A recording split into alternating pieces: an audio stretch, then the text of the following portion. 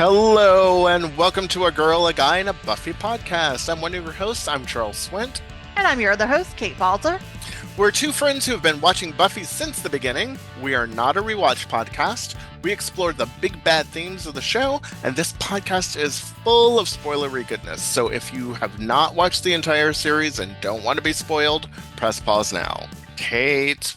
Charles, welcome back to part 2 of our redemption episodes. Do you feel redeemed after that break?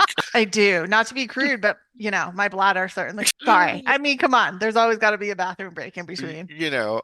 A little redemption or redemption arc. That's what I'm gonna start saying when I go to the restroom. Excuse me, I need a redemption arc. Oh my God. How was your redemption arc? It was great, thanks. Did you have a good redemption arc? It was fantastic. I didn't have a redemption arc. I felt a little broody. I couldn't get it. Okay, we got to quit. Yeah, we are on a roll today, you guys. So yes, we are back to part 2 to continue our discussion about what is redemption. So where we left off, we had talked about the fact that in order to discuss redemption in the Buffyverse, you have to understand where Joss Whedon was coming from when he created the show and his sort of one of his defining guidelines for writing, and that is the fact that he is a believer in humanism and he's a humanist. And so again, that's really the belief that in humanity and doing it for the sake of being good and for your fellow man. And it's not about having a driver that is placed in a higher power or a supernatural belief. And so, how that plays into what it is for these characters to be on their redemption paths. So we discussed Angel and Faith and Spike, and now we're going to move on to everybody's favorite witch. Well, I think most everyone's favorite witch, Willow. It's a little controversial for Willow. People are a little split with her, I That's think. true. Yeah. At least I'm seeing it more now. Yes, I feel like the TikToks about Willow as a friend or particularly as a bad friend are increasing. Yeah, and the fact that she's not held accountable for a lot of the stuff is definitely Yeah. being highlighted more, which is true. I mean, I think I think she does get away with a lot because she's Willow and she's she's unreliable, Right. Exactly. Yeah, no, I mean, to speak to her arc, I think that's really true. I think that is one of the reasons that her misuse of magic is allowed to go on for so long, is that she starts off as this very sweet, innocent, just, studies hard, is, a good friend. Nobody thinks that Willow's going to go down a dark path. And so they don't hold her accountable the way they should when she starts making mistakes. Right.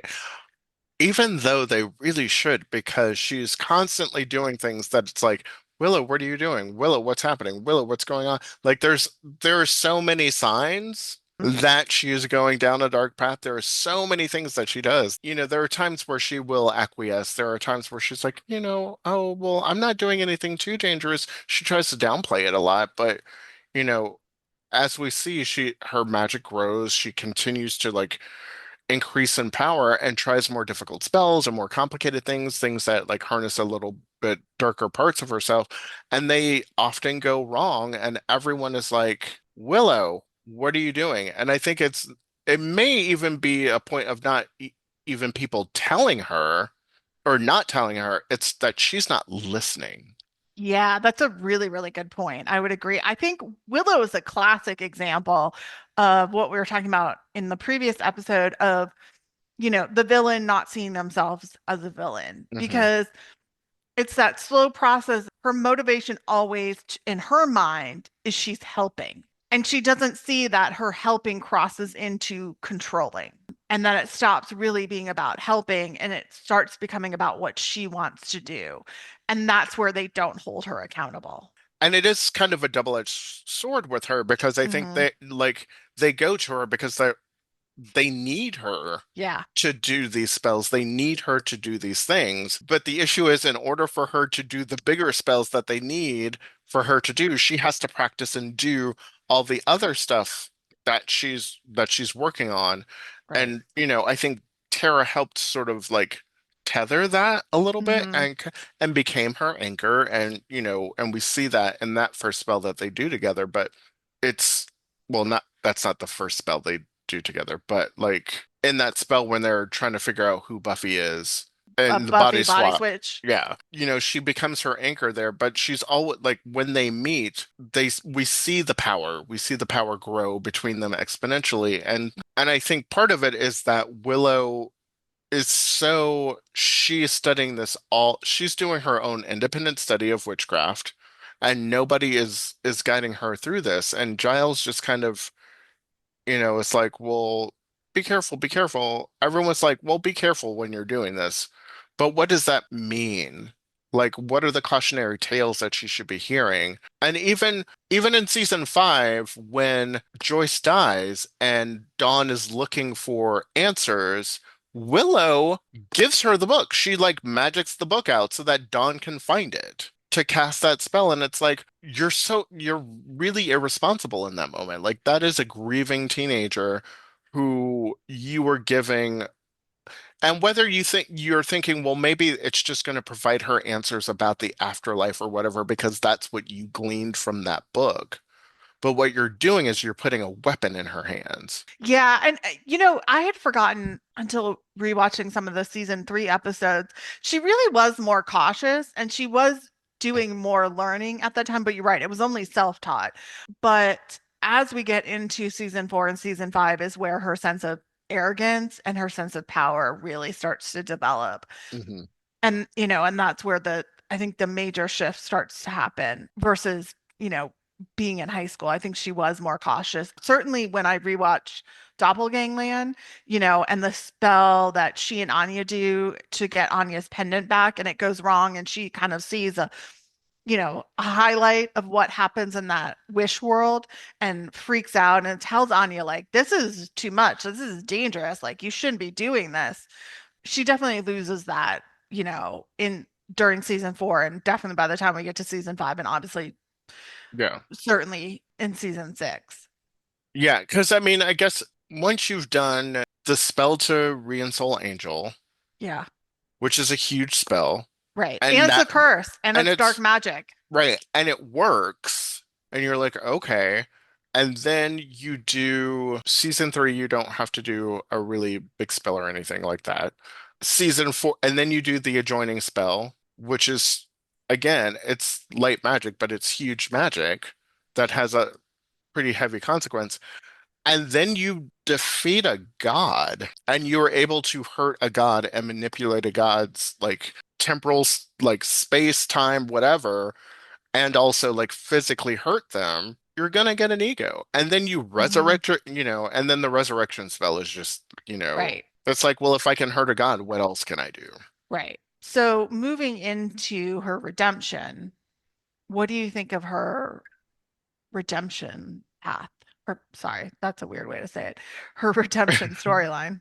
I don't know. I go back and forth because I think that there's a little bit of the angel of it all, but maybe for Willow it is earned of this like broody sort of, and she's not so much broody really. She's not really brooding, but there is that She's like fear, and it feels also a little inconsistent too. It's like, well, I'm scared, I'm scared, I'm scared. Like I get it in season 6, like when she's, trying to not use the magic and she's going through like the recovery part of it all. But when we're in season 7 and she, that fear is there, it makes sense. Yes. But I don't know. I don't know. I honestly don't know how I feel about it.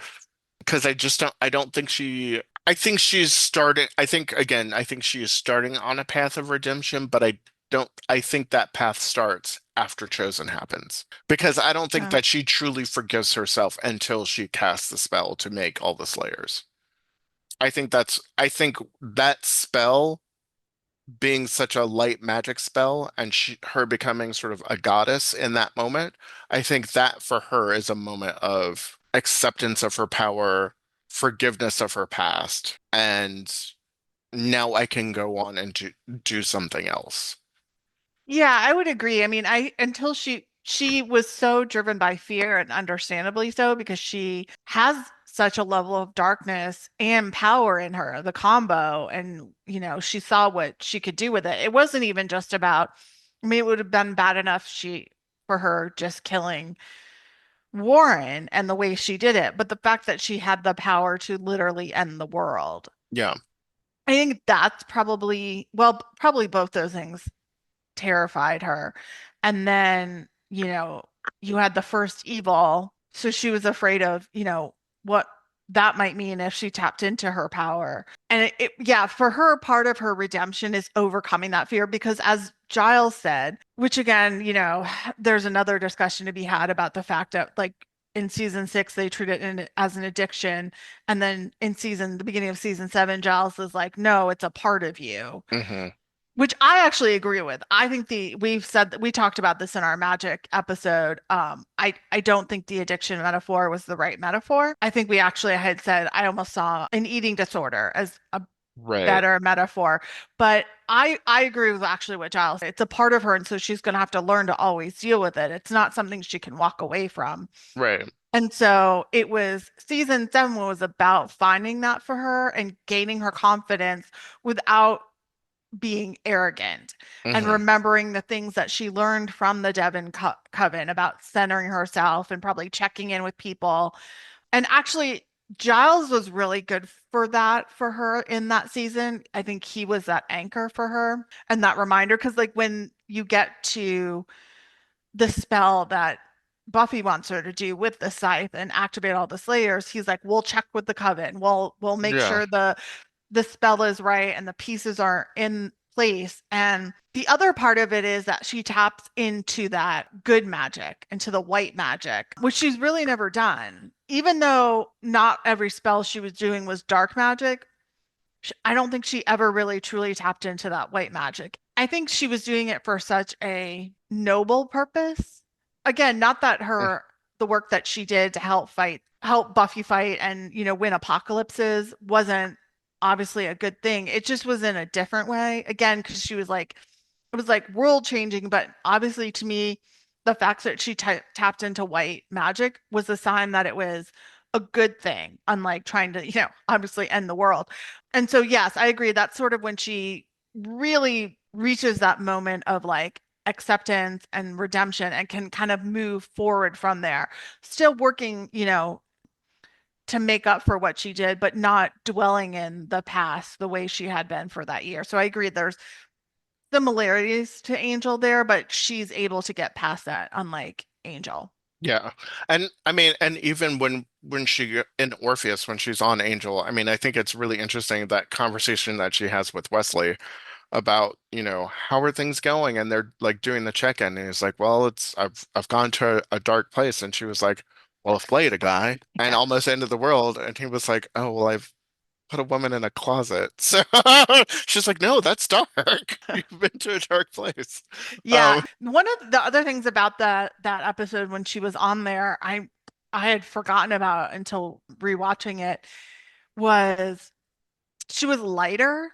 mhm. And so I do think some of that for her is tied to place. And she was able to lose some of that fear because she wasn't in Sunnydale. She wasn't in the place where she had committed her evil acts. And so there was, I think, being in a new place helped her disconnect from that. And so that she could do the magic and tap into what she knew she was good at without that sense of arrogance and need for control, that she wasn't burdened by that when she was in LA versus being in Sunnydale. I'm choosing to interpret it that way versus poor character writing. Yeah, and it's interesting because we see a lot more of the old Willow in Hmm. that. Like we see the sort of quirky, almost high schooly kind of Willow in that episode. The way she babbles with Fred and tells Hmm. Fred to stop her, it's like when she would do that with Oz. Yeah. Yeah. And then when she awkwardly assumes Fred is hitting on her. Yeah, like all of the like sort of awkward Right. quirkiness of Willow that we love, which again could be a writing thing because they're like we don't, we're sort of hinted that some of the writers on the show weren't really familiar with Yeah. whether that's true or not, I don't know, but anyway, but yeah, it just feels like we got that lighter thing. And when she leaves, she even says, "Hey, you guys, next time you want to like try to resurrect Angelus, call me first. Right. Let's all like before we do this whole thing, let's check in with Yeah. each other, make sure. So I feel like lesson has been learned Agreed. Agreed. because it's like before the next time we do this, let's check in. As we're doing this, like you said, as we're doing the spell to activate all the Slayers, let's check in with everybody. Make sure that this is the thing that we can do this thing, that we should Mhm. be doing this thing, that as opposed to just going off on your own to do whatever it is that you want, which should have happened all the time. And also I think like the humility factor of it all, and that's Mhm. like for Willow, like I think her redemption is humility, and like her hubris was her downfall. Like that was the thing that got to her. And her anger. I mean, like everything Yeah. that she did was fueled by either anger or her ego that, oh, I can do it. I can do it. I Right. can do it. Right. Yeah, absolutely. Yeah, she in Chosen by doing that spell, she found that middle ground of understanding her power and how to use it, but not, thinking she is knows everything. She Mm, knows best. right. She can go beyond without losing herself, Correct. you know. Right. Which is why And she goes into the white versus the black eyes, yeah. the dark Willow. Yeah. Yeah, I actually, again, I really love Willow's storyline as far as like as it goes with her magic and the sense of like she starts off as this like sweet, innocent girl, but sometimes those people, when the chains are let loose, can turn out, to go super wild. What are you saying, Kate? I'm saying nothing, but we know those people exist. I've seen that in someone in my real life. So I know it can happen, Stop talking but about me like I'm yeah, not here. please, you were always wild. No, just kidding. And I can say that since I've known you so long. You've known me forever, so What was I saying? Oh I don't yeah, know, so sir. Willow. Yeah, I don't even know where I was going now with it. But yeah. Oh, about that I liked her storyline. Like as far as that part of it, I always thought that was interesting. I'm actually really glad they went there. I mean, obviously you don't want a character you like to do evil things, but I do think as far as like a story and a juicy character arc, Willow has, one of the best ones. Yeah, I think it works really well. Conversely, maybe conversely, Anya. Yeah, I mean, so I can't, I'm sure, I know you and I have talked about this so much offline. I can't remember what I have said or not said in any of our actual episodes, but I like Anya's storyline the least. I think it's the most planned and the most like all over the place. And, I just don't know who she's supposed to be. I think actually I realized her in the back half of season 7 is the only time I actually really like where it's going and it feels cohesive to me. Like my actual favorite moment, I think now I've decided of hers is her conversation with Andrew in the hospital when they go to get supplies Mm. after they rescue all the girls from the underground after the bomb went off, when Buffy returns to the fold. And she just talks about like she talks about how she left during the ascension. And, Andrew's like, but she's like, I'm sticking around this time. And he's like, why? And she's like, well, basically, if you tell anyone, I'll kill you. But, you know, humans try. I mean, it goes back to that, to Joss's belief in humanism. And she's like, they just keep trying. Hmm. And, there's something somewhat inspiring in that. And that to me felt like she finally understands. Because I think what we do get in Selfless is a sense of she never fit in, which I do like that part. I do think that was a good, like, show, gives us some consistency in her character that, like, her awkwardness after losing her powers wasn't just the demon to human transition. It's Anya. Like it's always been Right. a part of her, which I actually did like that part. And so she's never fully gotten that.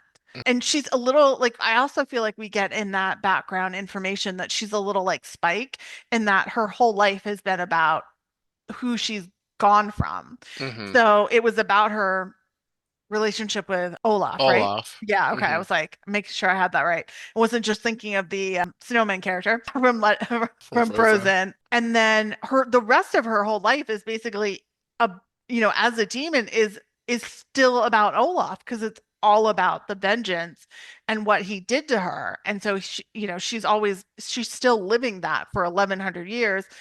And then she gets her humanity and it's all about Xander, and then she loses that, and it's all about, trying to reclaim what she had before, which again still comes down to a guy.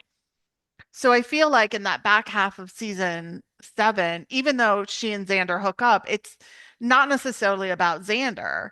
Mhm. It's kind of just connecting in a human way in those moments. And then, I think she finds a place in that. She does find, I think, some of her redemption in that back half of the season 7. And then, of course, as typical of, the series, then they had to kill her Right. because Um, she, found that moment. yeah, we have talked about it, like where it feels like a little inconsistent, and I think we have talked about it on the pod, like sort of like the inconsistency of her initially, but like when you listening to everything that you're saying, yeah, like everything that her story is so centered around men and what they do.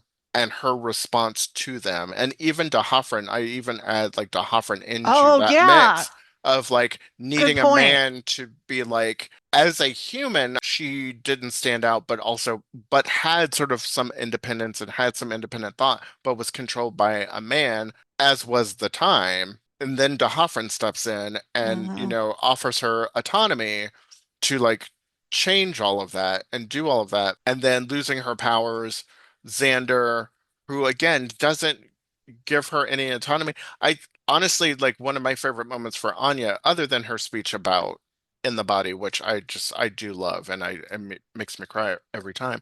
Hmm. But it's when she sleeps with Spike, because to me that's the first time that I feel like she's making a choice about what she needs in the Mm. moment. And it doesn't matter. Like, yeah, they're drunk. Yeah, because she's like, that's not about vengeance. It's about Hmm. solace. Good point. Yeah. And so I think like that to me, like that's a moment where Anya real I mean, she's got a lot of great moments. I mean, I like Anya a lot. I like the character a lot for Yeah. sure. And let me just say, I think Emma's amazing. I just Yeah. have this is more to me about some of the writing. But what you just said does help me square her a little bit better in that, like, even those demon years, it's still about a man. And Hmm. so the inconsistency in who she is, when you think about it in that context, does make a lot more sense. Right. And it's and I think maybe even some of the awkwardness of it all, because I know a lot of people talk about Anya being sort of neurodivergent coded and things like that because she speaks her mind and all of that stuff, which I can see as a viewpoint. And also I think too, in her relationship to men, it feels awkward because she's just speaking her mind. She's just saying the truth or whatever. And in the relationship to how men treat her, Xander's like, well, honey, that's not an appropriate thing to say, or don't say that, or do like all of that stuff. Or maybe, there's always, and Olaf was doing the same thing. Like there's always been a man to kind of tell her who she is and how she should be versus her just being herself and people being like, yeah, that's cool, that's great.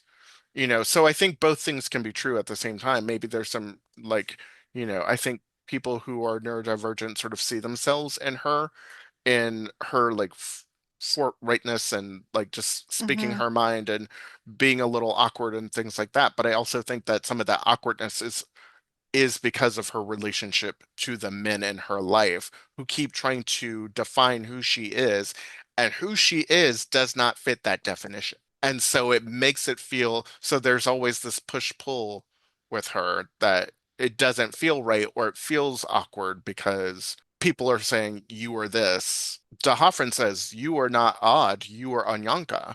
Right. And she's like, Right. what are you talking about? Yeah, that's a So, good point. Yeah, yeah, no, I think those are really excellent points. The one thing I did really like about her story, so apparently I'm realizing I liked her more in season 7 than any other season, I think. As far as like her story worked for me, I did like how they showed becoming a vengeance demon again was mhm. not a comfortable fit anymore, Yeah, and that she had been through too much in these last few years. And that I think she honestly just made the decision because it was what she knew for so long, and she was in such pain. And I think this also speaks to the fact that like she didn't have anyone else in her life. yeah. Like she was not really a part of the gang. She's not a Scooby. Not at all. She's Xander's girlfriend. Yeah, unlike Tara, who eventually I think becomes much more part of the gang. I mean, Hmm. it probably helps the fact that obviously that Willow and Tara move into the Summers house when Hmm. Buffy dies. So it's a more natural integration, but even Tara is more of a part of the group than Anya. Yeah, I would say Anya is never really truly becomes a part of the group. And so when she loses Xander, what little group she has, she loses as well. And Right. so the only thing she knows is to go back to that, but it's no longer the right fit for her. Yeah. Um, And when you, and again, and this is not a, I don't think that this is a thing, but like when you look at it through this lens, I think you can see like that's what happens in abusive relationships is that, so, I mean, mm, granted, she was already isolated from the beginning, right? So that's, I'm not saying that that relationship was abusive or anything like that, but she was definitely isolated from that from the beginning. Like Xander, and again, like the wish was about Buffy, but was made because of Xander. And so her going to him first makes sense because you're the reason why I'm here. right. Had you not cheated on Cordelia, I wouldn't be here right now. So, yeah, Which actually, when you think about it, is kind of it's, twisted yeah, right? that they hooked up. Yeah, I never thought of that Yeah, before. Oh it's my real messed gosh. up. It's real messed up that they end up getting engaged, dating and married and all of that stuff because, Mhm. you know, Which actually shows you how they kind of end up in a decent place when they realize, like, oh, we still have feelings for each other and we'll probably always love each other. And yeah, we're gonna have, one last fling yeah. before the end of the world. But I don't think they would have stayed together if she had lived at the end of Chosen. No, I don't think so either. And I don't think it was written this way by any means, which is kind of interesting too, because of all the other people who, which again, I think just shows how disconnected and how not a part of the group she was, or that anybody really gave any thought or consideration to the fact that they were like, yeah, you're a 1,000-year-old vengeance demon who's, you know, created mayhem and done all this other she has done terrible things. She has started, like, she's been a part of wars. Yeah. She has done awful, awful, awful things. And, like, there is no redemption for Anya. There is no talk about, like, well, you need to reconcile with what you've done. She's just, like, her arc is more about her discovering her humanity, which could be a part of a redemption arc, but it's a very, very early stage. And I don't think she, based on her 1,000 years versus her like 5 years or whatever as a human, Hmm. is a blink of an eye. And so she doesn't really get a chance to even start to be on a redemption arc. I mean, yes, she's helping the Scoobies, she's doing research, she's doing all of that stuff, but none of it is about atonement for Right. her past acts. It's about finding a place in this world. Right. And it's a little bit like by default because she's involved with a person who's a part of this. And I think Hmm. it's also a little bit of self-interest for both her and Xander because she wants the world to exist so they can, live in it together. Right.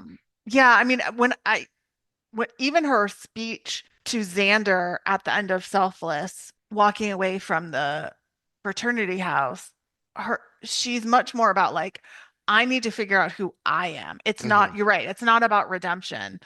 Yeah, she's never really held accountable. And in fact, like if it gets brought up, they sort of like brush it off as like, oh, it doesn't matter anymore because you are human.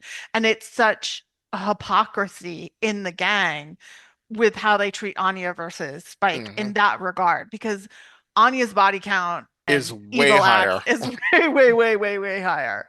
Yeah. Yeah.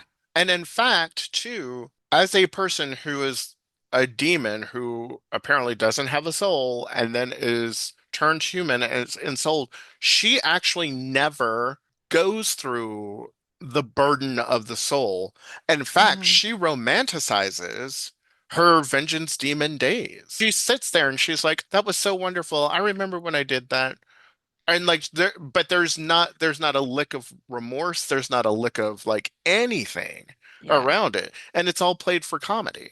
Which is also a hypocrisy of the writers, not just. how not just what the characters say, or Right. what the characters own hypocrisy. Yeah, I think maybe that's also partly why I struggle with Anya as a character is she's never held accountable. And even if it was the fact of like somebody tried to hold her accountable and she's like, I feel no guilt over it. I mean, that could be interesting too. That's fine. Yeah. Not every character has to, be Feel like, guilty oh, about. yeah, I feel so terrible. I need to be redeemed. But there was just nothing. Yeah, there was no really acknowledgement. And I think maybe I think you could attest some of the tension between Willow and Anya because of that. Good point. Yeah. Because she's like, it's this unspoken thing. And it gets brought up in Triangle that Willow is actually like the deep fear is that Anya is going to hurt Xander. Either she's going to turn back into a vengeance demon or she has all this knowledge in her, some way, shape, or form that she can hurt Xander. And I think so that's sort of the underlying fear and all of that, but it's not, I mean, that's the only time that it's brought up, and it's like a Hmm. one and done. But Yeah. there's nothing that would indicate that beforehand either. There's hardly any interaction between her and anybody else individually. She's always in group scenes, Yeah. It's except true. when it's with Xander. So yeah, for me, Yeah. Anya just doesn't have a redemption arc. No, Like she I would doesn't, agree. that's not her, I mean, it's not her story. Like she's not trying to seek Right. salvation. Right. I agree. All right. So, Jonathan, Yeah. there's not much to Jonathan's story. Yeah. I mean, do we want to look at Jonathan and Andrew together Yeah, it's as probably a a good idea. unit since Yeah. their misgivings and their misdeeds really kind of happen in season 6. Right. They go Um hand in hand. yeah, and they don't really have I mean again, being a part of the trio, causing destruction and running away to to Right. Mexico.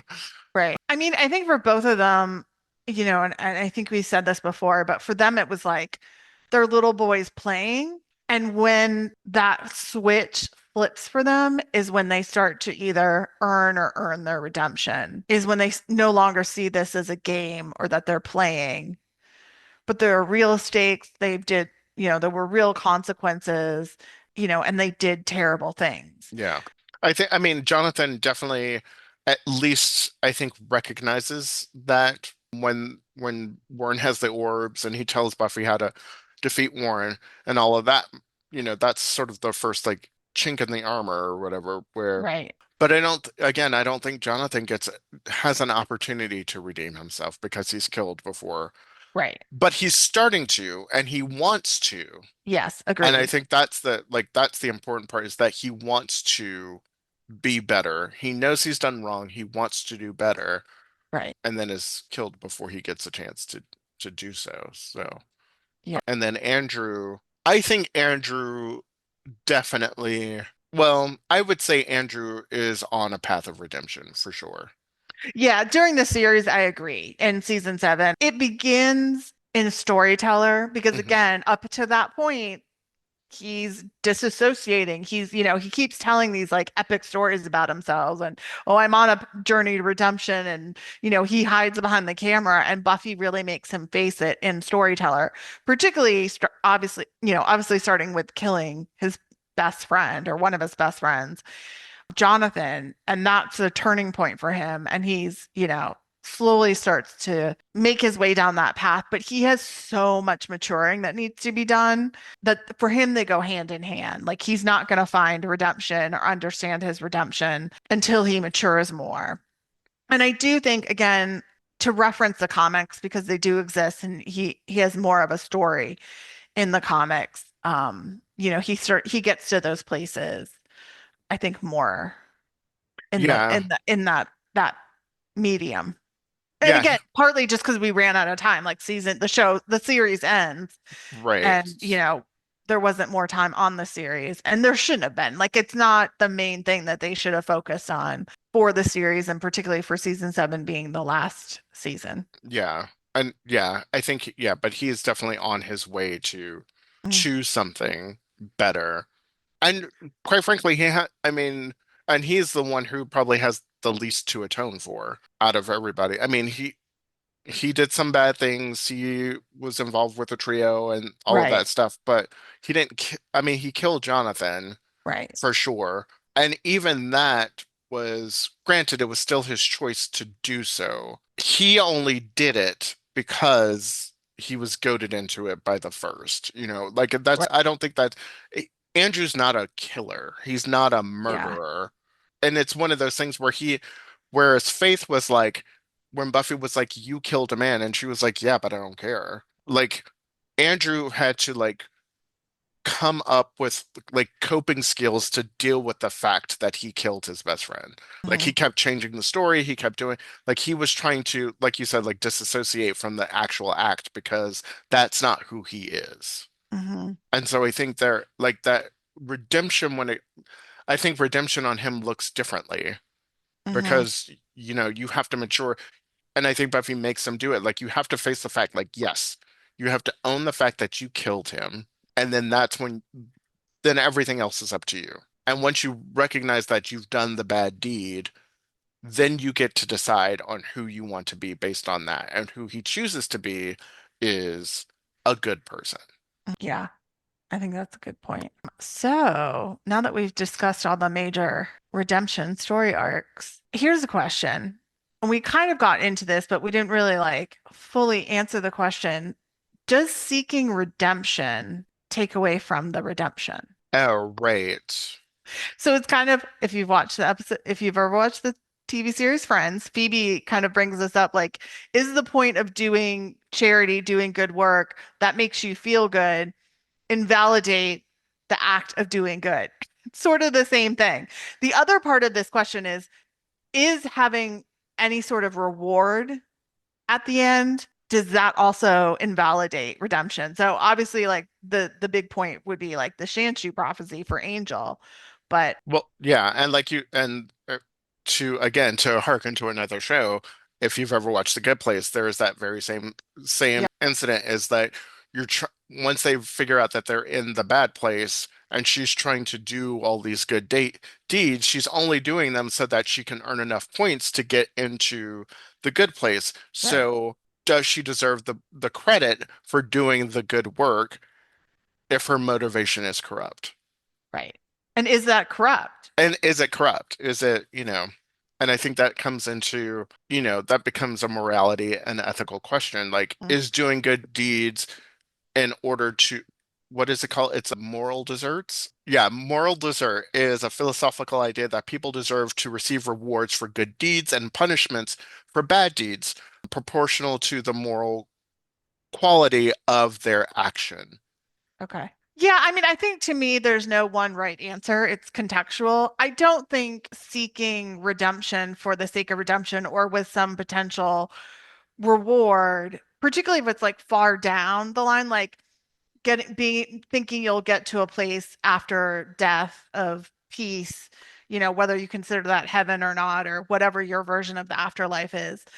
I don't think that takes away from the redemption. But if you're doing it for like, other more selfish reasons, whether you think you'll get someone from it, like you'll get their love and attention, or there's the potential for like personal gain, like, whether that's financial or power, that also like that I think probably does pollute the redemption. Like I think the biggest example for me where it probably takes away from it is Angel striving for the Shanshu prophecy.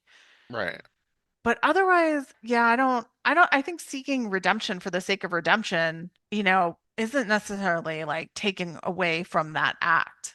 I think it's actually probably one of the most human things that we could possibly Hmm. do. I think we're Hmm. all seeking some sort of, I think true humanity is sort of the idea of that I want to be better than I am. And when Hmm.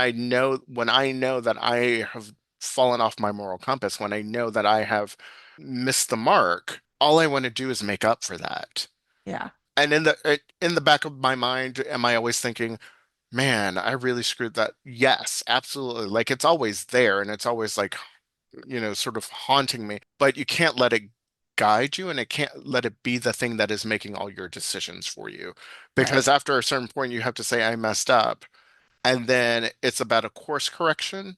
And that course correction is putting more good into the world. It's doing all of that stuff so that it's not about balancing the scales. There's no way to me at least, there's no way to balance the scales. It's not, doing all of that. It's just doing the right thing. It's just making as much good in the world as you possibly can, Right.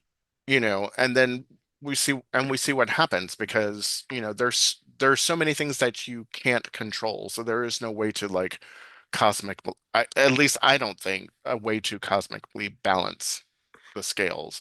So if you're on a path of redemption, if you choose to do that, to me, that is like it is the esteemable act. You are doing the Hmm. esteemable act so that, yes, initially so that you feel better about yourself, but eventually you start doing those acts because because that feels right to you, because your soul is compelled to be, to put the good out in the world, to uplift, everyone else. And so that just becomes second nature to you. It's not like you're thinking about it and making those choices. You just start to do them. Behavior change is one of the hardest things to ever achieve. And so I think the fact of like, if you're getting good feelings out of those redemptive acts, like you just said, and then that leads you to doing more. So it's like it's the opposite of a vicious cycle. Is it? I can't think of the word, but yeah, it's like, is it Victoria? No, there's a word for it anyway. But like, it's a self-fulfilling cycle of like the better you feel, the more good you're going to do, and there's nothing wrong with that,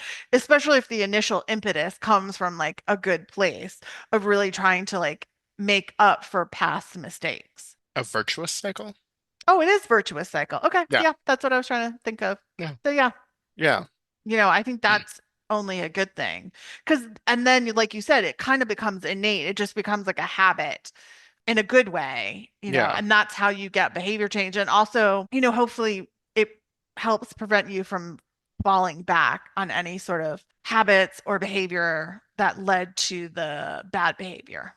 Well, and also too, it's one of those things where if you believe in like law of attraction and things like Hmm. that, by doing good things come back to you. So Hmm. if the byproduct of my good deeds and my good actions are wealth, money, as prestige, whatever, then that's fine. And I don't think that there's anything wrong with that. That is a byproduct of it, as Right. opposed to being like, I'm going in here, like it's different to be like, I want to start a free clinic and I'm going to put my name on this free clinic so that everyone knows what a good person I am, Right. versus I start a free clinic and after years of the good works that we've done, someone on the board says, "Hey, we would like to name this wing after you because of all the good works that you've done." Like like again, you have to like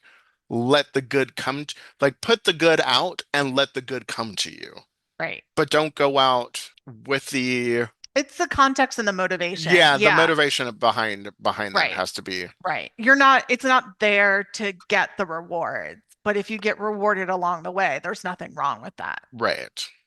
Yeah, Yeah. totally agree. Any other final thoughts on redemption Oh or gosh. anything we didn't cover that we should have? Well, I don't know. We can, if there's something that we haven't discussed. Oh, no, there is. There is. I Okay. want to say something about, because we talked about it a little bit in the previous episode about like what the show is saying Hmm. about redemption. And there are two quotes that I found in the show that I just really resonated with me and I wanted to leave on this. Okay. Is one is from Angel is saying this to Faith. Just because you're willing to change doesn't mean the world is ready to accept you. And then the other one is from Wesley, who says peace is not an easy thing to find. Yeah, And those are great, I great think those quotes. are the sort of the core of starting the redemptive journey. Like you have to Hmm. be, like you have to know that you're not always going to have peace when you're seeking to better yourself, and Hmm. it's not an easy road, and there's going to be challenges along the way, and you just have to know that and be okay with that, because the outcome, hopefully the outcome is worth all of that, and someday there will be peace. You will find some peace. I think you will, you know the vibration on the inside matches the vibration on the outside, and then you can kind of like be at peace at that moment. And just Right. because you were ready to do the work doesn't mean that the people around you are ready for you to do the work. And that's a really difficult thing to do because that the attitude of other people and their viewpoint of you cannot impact how you choose to do your good works because the line stops at you. If you were going to be the Slayer and you were going to do the good works, or if you were going to be, the vampire with the soul, like Spike can't let Angel's viewpoint of him, Right. who he thinks he should be, stop him from trying to be the man that he wants to be. Yeah. So I leave you all with that. Well, and I think the other great quote to end on is something Angel says to Kate in Epiphany, which is, if there's no great, glorious end to all this, if nothing we do matters, then all that matters is what we do, because that's all there is. What we do now, today. I fought for so long for redemption, for a reward, and finally just to beat the other guy. Because if there's no bigger meaning, then the smallest act of kindness is the greatest thing in the world. That's lovely. That's amazing. So Yeah, it's y'all pretty go good. out. Yeah. Yeah, it's a pretty good speech. Yeah, go ahead, say. Yeah. I was just going to say, so everyone go out and put a little good into the world. Do Hmm. something kind for someone without the expectation of acknowledgement or reward. Yeah, we could all use a little more of that, I think, particularly now. Yes, especially now we should all be Yes, doing that. yes. So Um, let 2026 be your small acts of kindness. that is our intention for 2026. I love it. Small acts of kindness. Awesome. Well, if you enjoyed this conversation and you have your own thoughts you want to share about redemption, we'd love to hear. You can email us at a Buffy podcast at gmail.com, or you can follow us on all the social media platforms at a Buffy podcast. Uh, Bye. Bye.